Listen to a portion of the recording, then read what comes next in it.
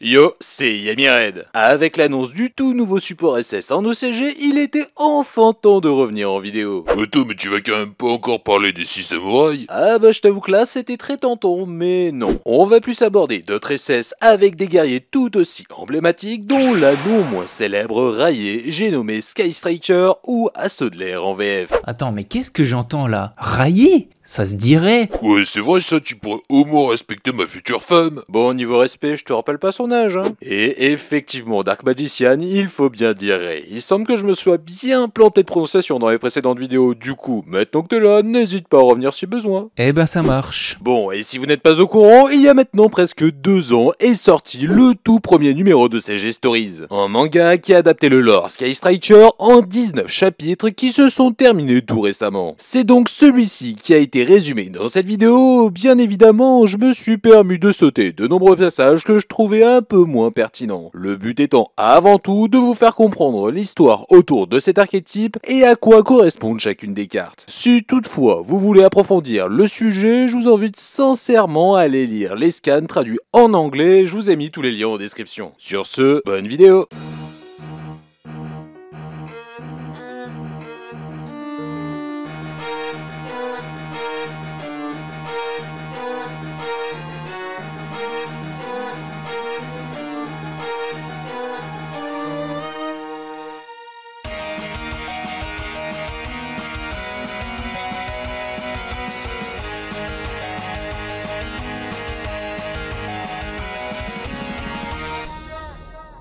Il y a bien longtemps, une grande guerre a provoqué la fin de l'humanité. En cause, leur création, les machines qui, elles, à l'inverse, ont survécu. Rapidement, l'organisation Spectra, composée de ces 3 piliers, Solferina, Cyanos et le commandant Zard, prendra le contrôle de 95% de la planète. Les 5% restants étant ceux de la ville de Karma. Là-bas, des androïdes, dénommés les 3 mages, résisteront car ils avaient pour mission de protéger le dernier espoir de l'humanité. Né d'une éprouvette, la jeune Ray suivra les enseignements du chef Himmel, les entraînements de Akash et l'éducation de Ciela qui lui servira de mère de substitution. Afin de respecter au mieux son humanité, de nouveaux androïdes seront créés, Elrond et Pylone, qui lui serviront de compagnons. Lors de son 13e anniversaire, Ray sera de plus en plus curieuse sur le monde extérieur. Alors, Himmel, refusant qu'elle le visite, préférera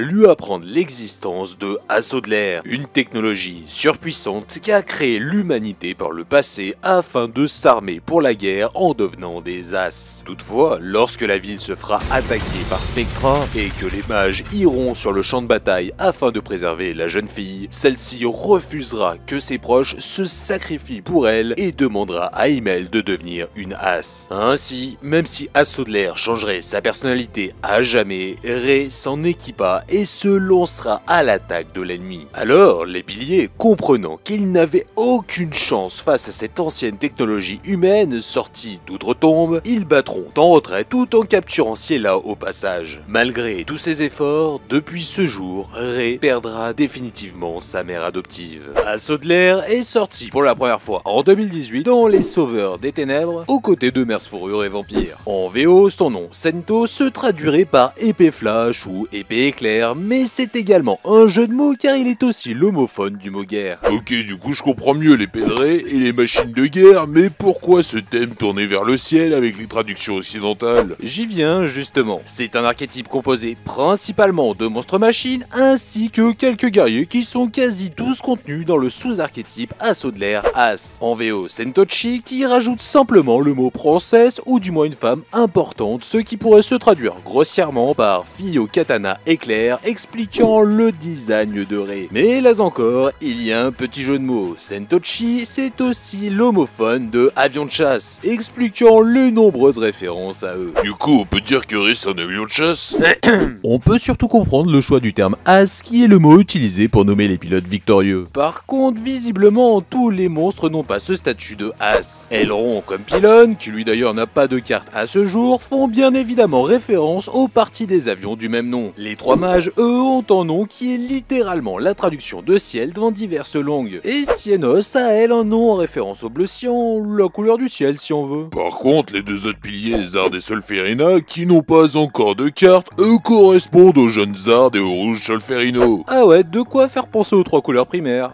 J'y pense, t'aurais pas oublié de parler de HAMP? On reviendra à lui plus tard. Pendant 2 ans, aidé de la technologie à Sodler, Rey reconquérera 70% de la planète tout en recherchant Ciela sans relâche. Mais elle y laissa son sourire qui avait tristement déserté son visage. Alors, Himmel et Akash lui donneront un jour de congé contre sa volonté afin qu'elle se repose. Ainsi, Elrond et Pylone en profiteront pour lui montrer une serre emplie de fruits et légumes, tous cultivés par les mages. Ceci avait pour but de faire découvrir à Rey les saveurs que consommait l'humanité autrefois. Alors, sans attendre, elle croquera dans l'une des pommes, puis le goût merveilleusement sucré et juteux esquissera un léger sourire sur son visage. Mais toute bonne chose ayant une fin, les mages remarqueront de l'autre côté que Spectra est parvenu à reprendre du territoire. Une chose qui n'était encore jamais arrivée au cours de ces 2 ans. Sans attendre, Rey sera donc envoyé en urgence sur le terrain à l'aide de son vaisseau. Mais à son plus grand étonnement, une fois sur place, son radar détectera une présence humaine. Soudain, surgira face à elle ce qui semblait être une autre fille également équipée d'une technologie à saut de l'air. Alors, toutes deux se lanceront dans un affrontement des plus redoutables. La mystérieuse As attaquera sans relâche avec une nuée de flèches rouges, poussant Himmel à envoyer de nombreux drones frelons via le portail multirole afin de créer une ingénieuse diversion pour que Rey puisse franchir ce même portail. Alors, celle-ci s'équipera à la puissante armure Kagari, lui permettant de charger son adversaire à l'aide de la manœuvre post-combustion, ce qui mettra celle-ci hors combat. Soudain, de nombreuses bombes exploseront et Cienos, sortant de nulle part, en profitera pour récupérer l'as et s'enfuir. De retour à Karma, les mages, très inquiets de l'apparition de cette humaine créée par Spectra, demanderont à Rey de l'abattre sans discuter. Pour la première fois depuis longtemps, celle-ci sera très hésitante sur l'exécution de l'ordre demandé. Elle, qui a toujours été la seule et dernière de son espèce, pourquoi devrait-elle supprimer tout espoir de changer cela? Ainsi, en contemplant une nouvelle pomme succulente de plus près, une idée lui viendra à l'esprit. Lorsque l'humaine sera repérée, Rey se rendra immédiatement sur place. Là-bas, elle découvrira enfin le véritable visage et le nom de sa rivale, Rose. Très rapidement, les deux mobiliseront l'assaut de l'air et se mettront à l'attaque. Rapidement, Rey revêtira de nouveau son armure Kagari, mais cette fois-ci, Rose ne se laissera pas surprendre, car elle fera immédiatement appel à Zek, une machine basée sur d'anciens robots de Spectra dont elle s'équipera telle une armure. Kagari n'étant plus vraiment appropriée, Rey passera de nouveau dans le multirole afin d'enfiler Shitsuku, qui lui permettra d'utiliser de nombreuses ondes de brouillage magnétique afin de mettre l'engin de l'ennemi hors service. Suite à cela, Rose s'évanouira et tombera très dangereusement dans le vide, poussant Rey à quitter son armure afin de plonger dans le but de la rattraper. Mais une fois au sol, elle sera contrainte d'user à nouveau de Shitsuku pour se protéger des nombreux débris. Après avoir repris ses esprits, Rose ne comprendra pas la décision absurde de son adversaire de ne pas l'avoir achevé. Alors, elle se verra confier une pomme comme simple réponse. Une fois de retour au quartier général de Spectra, Rose s'empressera de rendre visite à Ciela, toujours fonctionnelle mais quelque peu démembrée, afin de l'interroger sur ce qui venait de se dérouler. L'androïde lui répondra que contrairement aux machines, les humains réfléchissent avec leur cœur, expliquant pourquoi certains choix peuvent sembler en apparence illogiques. Puis elle lui conseillera également de croquer dans la pomme qu'elle tient, ce qu'elle fera. Intriguée par cette merveilleuse saveur qu'elle n'avait encore jamais connue, Rose tentera de se renseigner un peu plus sur ce qu'étaient les humains auprès de Cienos, sa mère de substitution. Mais rapidement, son comportement déplaira à Zard, lui qui s'était servi des données de Ciela il y a 2 ans afin de créer une humaine ainsi qu'avoir accès à Assaut de l'air. Toutefois, sachant qu'il ne parviendrait pas à réitérer cette cette opération bien trop complexe, Zard s'est également servi de Rose pour concevoir deux clones bien plus dociles. Bon, vous le savez certainement, mais l'une des plus grosses particularités de Sky Striker, c'est son utilisation massive de cartes magie. Car oui, pour la plupart, elles auront un effet bonus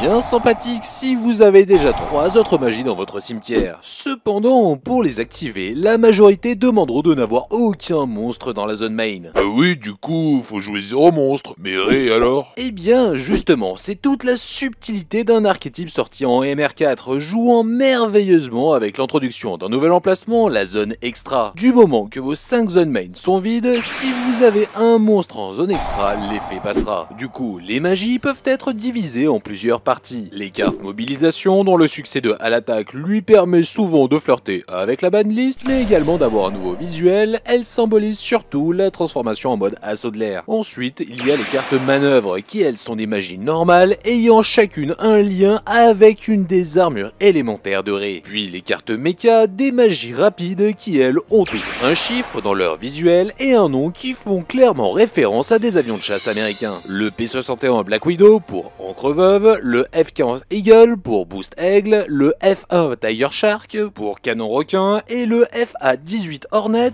pour les drones frelons. Et si je me trompe pas, ce dernier est un multirôle, en gros un chasseur bombardier capable d'effectuer diverses tâches comme l'interception ou la reconnaissance furtive. Exact, bah du coup t'as la rêve pour la magie continue qui a plusieurs rôles. Ensuite, l'équipement Base Hercule lui correspond plus à un avion de transport militaire américain, le C-130 Hercule. Et du coup, j'imagine que le terrain, c'est l'écran de contrôle où il y a le radar de l'avion. Et bonne transition. Ré pensant voir Rose sur ses radars, elle se rendra immédiatement dans la zone concernée. Mais à sa grande surprise, une fois sur place, c'est une toute autre fille qu'elle retrouvera. Ré ramènera celle-ci à Karma et apprendra que c'est un clone de Rose nommé Camélia ayant grandi dans une cuve aux côtés de sa sœur Azalea. Jusqu'au jour où, guidée par la voix de Ciela, elle est parvenue à trouver la force de s'échapper afin de ne pas devenir la marionnette de Spectra. Contente d'apprendre que sa mère de substitution existe toujours, Ré lui fera donc également découvrir la merveilleuse saveur des pommes. De l'autre côté, Rose apprendra qu'elle n'a été créée pour le seul but d'être un échantillon d'ADN vivant afin de générer des clones bien plus performants. Celle-ci, quelque peu furieuse, ira réveiller Azalea et la défiera lors d'un combat. Mais elle se retrouvera très rapidement en difficulté. Zard, surprenant cet affrontement, le stoppera immédiatement en utilisant des nanorobots liés au système nerveux de Azalea. Car sans Rose, le clonage serait impossible. Puis il conclura qu'en plus d'être maîtrisables avec la technologie, les clones sont aussi bien plus performants que les originaux. Même si le combat avait été stoppé, Rose savait pertinemment qu'elle aurait perdu. Prise d'orgueil, celle-ci voudra défier Ré en duel en contre un afin de montrer toute l'étendue de sa puissance. Rapidement, les deux se rejoindront au milieu d'une carrière désaffectée. Apprenant que Rose a trouvé la pomme offerte précédemment succulente, Ré tentera de la raisonner en lui proposant de la rejoindre à Karma aux côtés de Camélia. Mais ce fut peine perdue.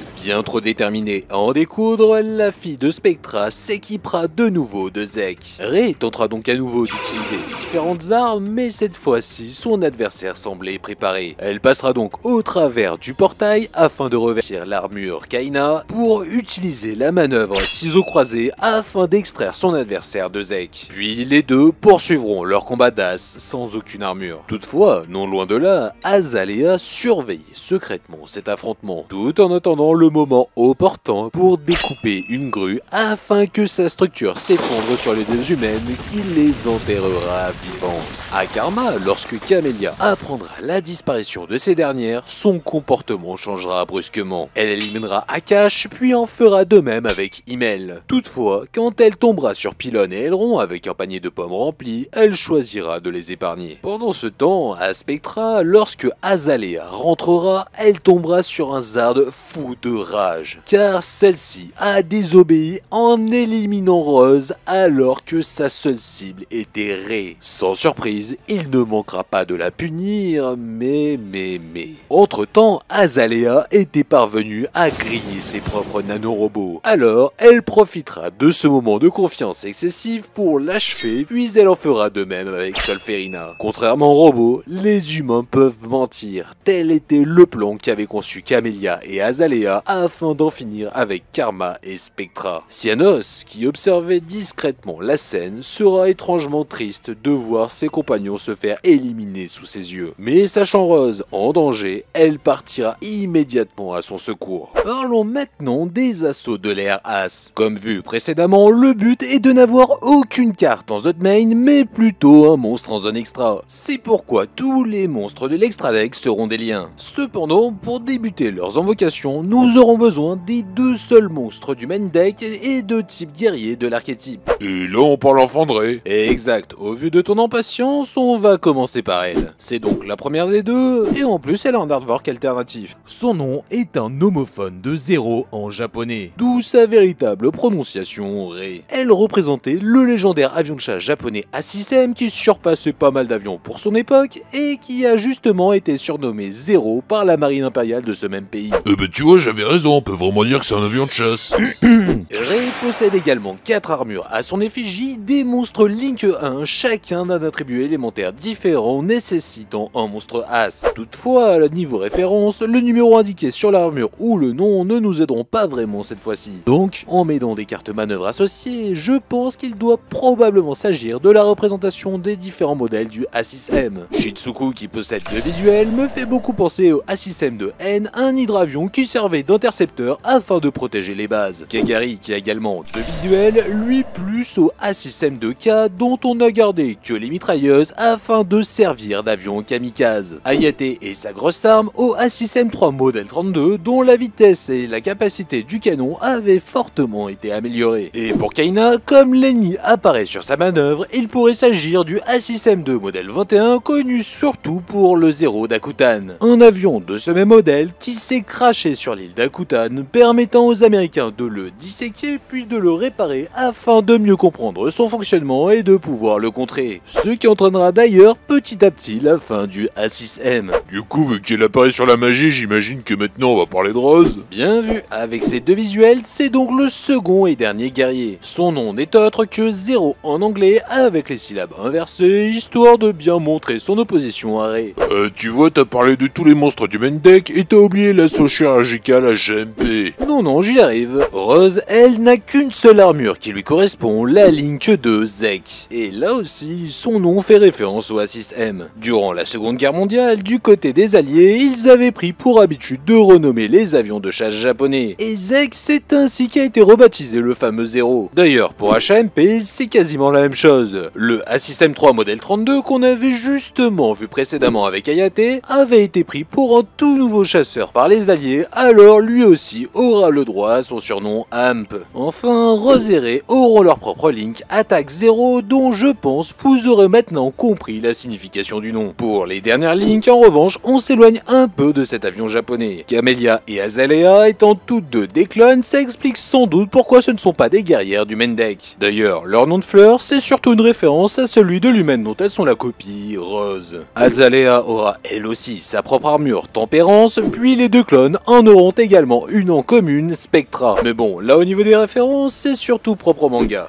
Dans les décombres de la carrière, Rose et Rei se réveilleront en très mauvais état dans ce qui semblait être un vieux bunker désaffecté qui était chargé de protéger les humains pendant la guerre. Cependant, un système d'autodéfense se déclenchera et les 2 seront contraints de s'entraider afin de ne pas finir comme les derniers habitants de ce lieu. Puis de nombreuses machines les attaqueront jusqu'à ce qu'elles soient incapables de riposter. Et alors que tout semble perdu, Cyanos les sauvera. Ensuite, celle-ci leur révélera le plan machiavélique qu'ont construit Camélia et Azalea afin de duper les machines. Toutes 3 se mettront donc en route pour le QG de Spectra, profitant que les 2 clones les croient mortes. Lorsque Camélia rejoindra sa sœur, celle-ci, siégeant désormais sur un trône, souhaitera lui montrer sa supériorité en utilisant les nanorobots qui étaient toujours actifs en elle. Désormais sous son contrôle, Azalea lui ordonnera d'aller voir pour quelle raison le radar s'affole. À son arrivée, Arrivée sur le lieu indiqué, Camélia apercevra une peluche. Mais lorsqu'elle l'examinera, elle sera contrainte d'esquiver une attaque de justesse. Cyanos, souhaitant venger ses amis, lui avait tendu un piège et poursuivra en l'attaquant à distance. Mais pour la faire sortir de sa cachette,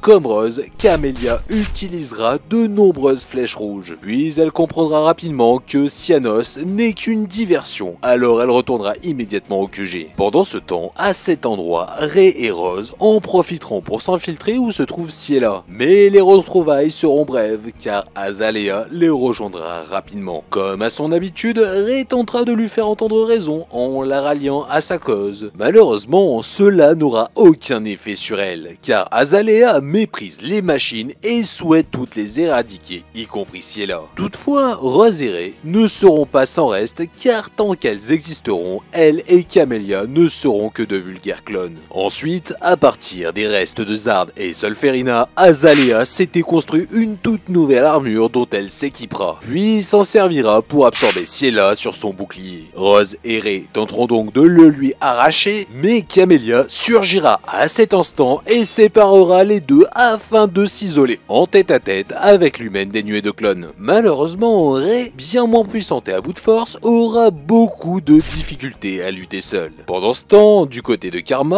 dont il ne reste quasiment que des ruines, Pylone et Elrond découvriront dans les décombres l'entrée d'un bunker contenant plusieurs technologies assauts de l'air. L'une d'elles était un robot surpuissant mais dénué d'intelligence artificielle. Alors, les deux jeunes androïdes savoureront les sentiments étranges qu'ils ont l'un pour l'autre et transféreront la combinaison de leurs IA à l'intérieur du robot. Désormais, tous deux ne formeront plus qu'en répondant au nom de Adil Saber. Puis, celui-ci s'envolera immédiatement à Spectra afin de sauver Ray de justesse, ce qui conduira Camélia au tapis. Au même moment, Rose parviendra enfin à couper le bras du bouclier de son adversaire. Alors, Azalea partira rejoindre sa sœur inconsciente et l'utilisera afin de maîtriser une armure robotique semblant être une amélioration de Zek. Alors, aux commandes de cette monstrueuse machine, elle lancera de nombreux drones que Ray parviendra à esquiver de justesse, aidée de ses ailes Boost Aigle. Puis elle se servira d'encre veuve afin d'en prendre le contrôle avec Rose et de les retourner à l'envoyeur. Et dans toute cette fumée, un Zek apparaîtra, puis de nombreux autres suivront. Azalea, dans sa folie, tentera d'utiliser toute la puissance de Spectra afin de générer une immense boule d'énergie, ce qui blessera drastiquement les deux clones. Toutes ces machines créées par Zard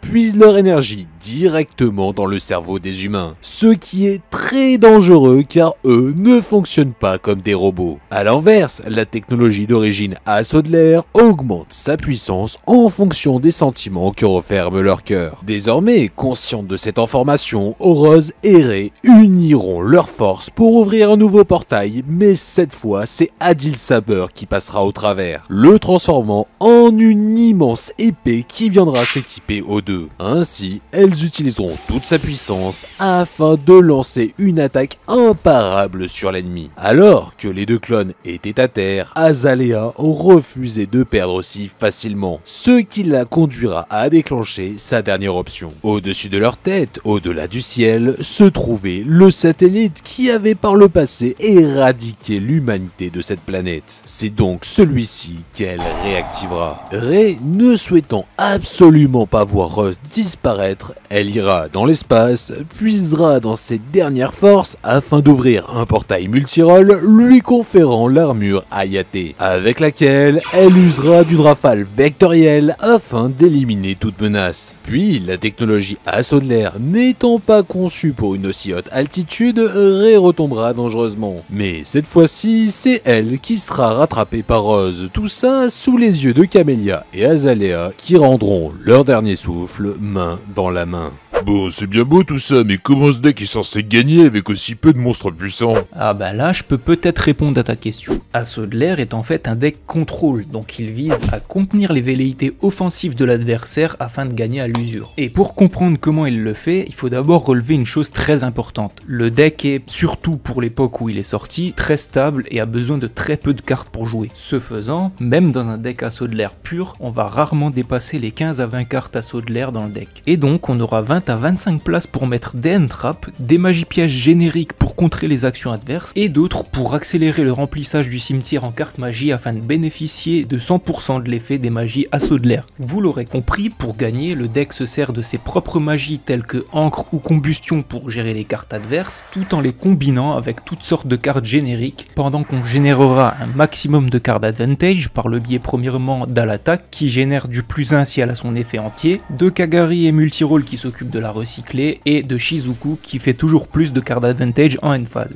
Bon, maintenant qu'on a une idée de comment il se joue et de comment il fait pour gagner, on peut se poser les questions suivantes légitimement. Est-ce que le deck est viable? Est-ce qu'il est méta à l'heure actuelle ou l'a été? Et si oui, sous quelle forme? Étant encore joueur du deck à l'heure actuelle, je peux vous dire que le deck est toujours viable. Il n'est certes pas méta puisque de bien meilleurs decks existent à l'heure actuelle, mais sa grande force étant son adaptabilité et sa modularité, il reste tout à fait jouable que ce soit en pur, voire en engine dans certains decks même méta tels que Tenpai qui lui est méta. De plus, le deck a quand même eu des heures glorieuses dans un passé parfois pas si lointain avec des métas où il a été tier 1. Dès la sortie des cartes assaut de l'air, elles ont été couplées avec Farstar qui en 2018 était méta pour améliorer l'aspect contrôle du deck, puis plus tard lorsque certaines cartes de support comme Hayate ou Kaina sont sorties, le deck a carrément été méta à lui seul en pur. Entre 2018 et début 2020, date d'interdiction d'Alattack, on a vu le deck en top de gros tournois tels que des nationaux, continentaux ou YCS, remportant notamment la victoire finale à l'YCS de Londres en octobre 2019. À cette époque-là, on le voyait d'ailleurs couplé à un autre archétype qui lui aussi était méta, Orcust, pour démarrer ses combos. Et même après l'interdiction d'Alattack, qui est clairement la meilleure carte du deck, il a continué à performer ponctuellement, notamment grâce au support de la mine mystique qui se mariait très bien avant son interdiction avec le deck, celui-ci ayant pour mécanique de ne contrôler qu'un seul monstre à la fois, c'est parfait. Allez, histoire de pas monopoliser le temps de parole dans la vidéo d'Yamired, que je remercie d'ailleurs pour son invitation, je vais finir en vous parlant de la manière dont est joué le deck actuellement. Fort de son grand nombre de free spots comme dit précédemment, le deck est joué depuis quelques années plutôt en co-second, puisque grâce à ses propres cartes telles qu'encre, mais aussi à des cartes sorties entre temps telles que Talent des triples tactiques ou encore Gouttelette de l'interdit, le deck a la faculté de remonter assez aisément les terrains proposés par l'adversaire lors de son tour 1 pour ensuite se rediriger tranquillement vers son gameplay classique, c'est-à-dire le contrôle et la gestion des ressources. C'est la manière dont je joue le deck en ce moment et je dois vous dire qu'au final j'ai une préférence pour celle-ci. C'est très agréable de remonter des boards en 2024. Merci pour cette apparition, Dark Magician. D'ailleurs, en matière d'apparition, nous ne verrons malheureusement jamais Sky Striker dans l'anime, cet archétype étant bien trop récent. En revanche, niveau manga, en plus de ses G-Stories, il aura le droit à son duel dans OCG Structures. Oui, on retrouvera aussi un cosplay de Rose erré par les Evil Twins sur cette carte. Ah oui, effectivement. D'ailleurs, ce duo de guerrières Sky Striker mettront également notre cher Captain America, en mode à la retraite dans un nouveau visuel de renfort de l'armée. En parlant d'Amérique, vous ne trouvez pas que Spectra a pas mal de liens avec ce pays, là où Karma représente plus le Japon? Mais du coup, sur cette même logique, pourquoi les magies mecha qu'utiliserait ne sont que des références à des avions US? Sans doute parce que depuis la conséquence de la Seconde Guerre mondiale, ce sont ces mêmes avions qui auront remplacé petit à petit les chasseurs nippons pour défendre le Japon. Quelques jours plus tard, Camélia et Azalea auront droit à leur propre cérémonie d'adieu. Ciela, elle, sera remise sur pied par Adil Saber, ce qui la conduira à reconstruire doucement Akash et Himmel avec leurs données sauvegardées. Rose et Ray, voyant le pommier comme un symbole d'espoir, se mettront en route en compagnie de Cyanos pour tenter de retrouver d'autres humains ayant survécu dans l'un des nombreux bunkers cachés de la planète. Désormais, ce duo d'As luttera toujours ensemble avec une telle synergie que la technologie assaut de l'air sera exploitée à son maximum. Et voilà, cette vidéo est désormais terminée, j'espère qu'elle vous aura plu, n'hésitez pas à me le faire savoir en commentaire. Un grand merci à Dark Magician 69 pour sa participation que vous connaissez sans doute avec la Team Xseed, l'une des chaînes qui fait partie des piliers du YugiTube FR. D'ailleurs, récemment, ils se sont mis à republier plusieurs vidéos après une longue pause, donc foncez leur donner de la force. Pour les curieux, je vous mets ici une vidéo de leur chaîne sur Sky Striker, et là, l'épisode d'OCG Structures où cet archétype apparaît. Allez, ciao! Psst, Dark Magician, maintenant qu'on est entre nous, avoue que tu joues uniquement ce deck pour ses lolis. Bah évidemment, pas du tout. C'est uniquement pour son fonctionnement très original, voyons.